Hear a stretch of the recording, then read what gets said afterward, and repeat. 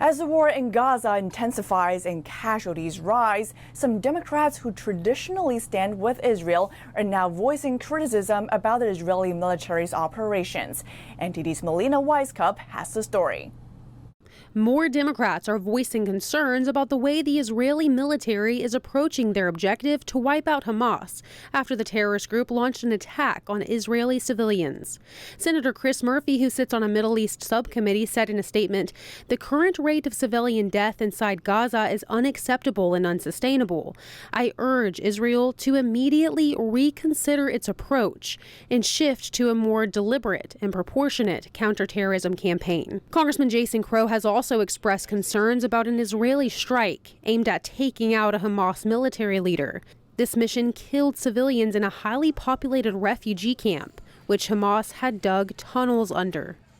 And we asked lawmakers how they feel about their colleagues criticizing Israel's military operations. We did get mixed reactions, but the vast majority of Democrats that we heard from said that others should be more thoughtful about the specific details in this war. Contrary to the rules of war, they've hidden behind the Palestinian people. They've embedded themselves in hospitals and churches in order to create an inability of Israel to get at their enemy, Hamas. Israel needs to be careful, obviously, about, going after one commander by taking out a whole building. That's something they do have to look at. And so I agree with Jason that one, could be problematic. But again, that's what happens in war. That's why this was so outrageous what Hamas did to those innocent civilians in Israel. President Biden in recent days has called for a pause in fighting to get humanitarian aid into Gaza, though U.S. authorities have maintained that a ceasefire would only benefit Hamas. Now, Israel President Benjamin Netanyahu said there will be no ceasefire with Hamas until the more than 240 Israeli and foreign national hostages are safe. Reporting from Washington, D.C., Melina Weiskup, NTD News. Secretary of State Antony Blinken is in Israel again. He reaffirms support for Israel, but also highlights the need for sending aid to Gaza and avoiding civilian casualties.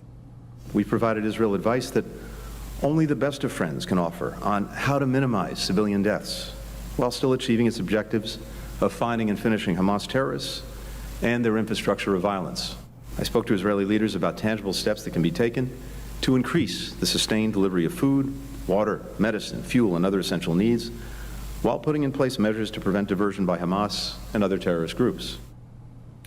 Blinken's trip was focused on convincing Israel to agree to temporary pauses in fighting, a plan that Netanyahu appears to reject, with Hamas still holding hostages.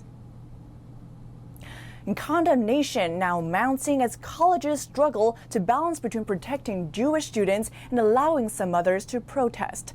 Joining us to discuss the rising tensions at universities is Angela Morabito, former Education Department Press Secretary and now a spokesperson for the Defense of Freedom Institute. Angela Morabito, thanks so much for joining us. Thanks for having me. So first, the House yesterday overwhelmingly approved a resolution condemning the support of terrorist organizations and anti-Semitism on college campuses.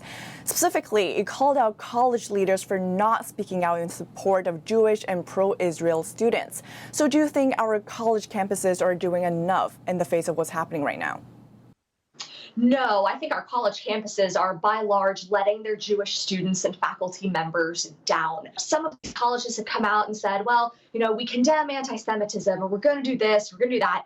Strongly worded statements are not enough when Jewish students are being physically threatened and harassed. So while it's very important for colleges to state their values, and I commend the schools that have done that thus far, unfortunately, the outbreak of pro-Hamas sentiment on campus has meant that colleges need to do more to keep their students safe. And now when it comes to a lot of, course, pro-Palestinian student groups that are now protesting on college campuses, there are now increasing calls for investigations into these groups. Do you think that's necessary, and what specifically do you think people should focus on in these probes? I think it all depends on the type of investigation. I believe that colleges need to take every available opportunity to protect their Jewish students from racist hate and physical harm. That should be a no-brainer. So in terms of investigating where this came from, absolutely look into it. They also need to do some soul searching here about why so many of their students are out in the streets cheerleading for terror, sympathizing with Hamas. We have all seen the horrific outcomes of these attacks. Photos are too graphic and too horrible to describe on television, but no one on a college campus, whether they're a student, a faculty member, or a school leader, nobody can claim ignorance here. We all know what's happening. So when someone is showing up and behaving in such a horrific way, yeah, it merits an understanding of how it got to be this large of a problem. And of course, we've seen dozens of top law firms this week demanding schools to address anti-Semitism on campuses, warning that there could be hiring repercussions if they don't. What do you think of that message right now? I commend those law firms for speaking up. I believe that they should be concerned that their future workforce may be out in the streets celebrating a terrorist group committing horrible acts against innocent Israeli civilians. That should be of utmost concern. I mean, think about being in the position of a hiring manager who's forced to decide between applicants, and now they're having to wonder if the person they may hire and have a part of their company and that company's culture maybe someone who sympathizes with terrorists. That's a horrible position to be in. So I fully support those law firms stepping up and stepping in. There's also been some controversy about whether or not somebody should lose their job offer because of their pro-Hamas sentiments and activities. I believe that every company has the right not to hire someone who sympathizes with terrorists. So these are repercussions of people's actions, and I think some accountability is more than warranted.